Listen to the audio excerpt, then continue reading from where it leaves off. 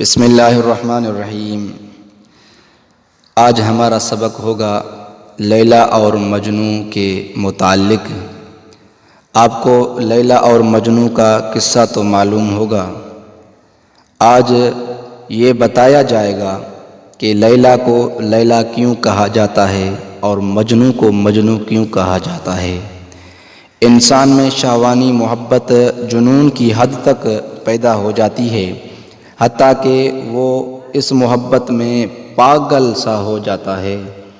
عرب میں قیس نامی ایک آدمی تھا، اس کو کسی خاتون سے تعلق ہو گیا، اگرچہ وہ خاتون رات کی طرح کالی تھی، اور اس کے ماں باپ نے بھی اس کا نام لیلا رکھ دیا تھا۔ لیلا لیل سے لیا ہوا ہے، لیل کی معنی ہے کالی رات، اس لیے اس کو لیلا کہتے ہیں۔ لیکن قیس اس کی محبت میں دیوانہ ہو گیا۔ سیدنا حضرت حسین، حضرت حسن رضی اللہ تعالی عنہ کی خلافت کا زمانہ تھا۔ سیدنا حضرت حسن رضی اللہ تعالی عنہ اور سیدنا امیر معاویہ رضی اللہ تعالی عنہ کی آپس میں صلح ہوئی۔ حدیث پاک میں بھی ان دونوں کے لیے فرمایا گیا ہے فئتین عظیمتین، یعنی سیدنا حضرت حسن اور سیدنا امیر معاویہ رضی اللہ تعالی عنہ کے حق میں خلافت سے دستبرداری کا اعلان کیا۔ اگلے دن حضرت سیدنا حضرت حسین حضرت حسن رضی اللہ تعالی عنہ جا رہے تھے کہ راستے میں ان کو قیس مل گیا، اس کو سلام کیا۔ پھر حضرت حسن رضی اللہ تعالی عنہ نے فرمایا قیس، یہ میں نے اچھا کیا ہے کہ میں نے حکومت انہی کے سپرد کر دی ہے جو اس کے زیادہ اہل تھے۔ قیس خاموش رہا۔ انہوں نے پھر پوچھا قیس تم جواب کیوں نہیں دیتے؟ قیس کہنے لگا جی سچی بات تو یہ ہے کہ حکومت لیلا کو سجتی ہے۔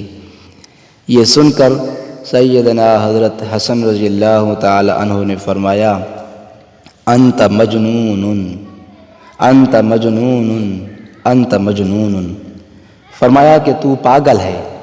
اس وقت سے اس کا نام مجنوں پڑ گیا، اور اس کا یہ نام اتنا مشہور ہوا کہ اس کے اصل نام سے بہت لوگ ناواقف ہیں۔ مجنوں کے والد نے ایک مرتبہ اسے کہا کہ تیری وجہ سے میری بڑی بدنامی ہوتی ہے، چل تجھے بیت اللہ شریف لے جاتا ہوں اور وہاں جا کر اس تعلق سے توبہ کراتا ہوں۔ چنانچہ وہ والد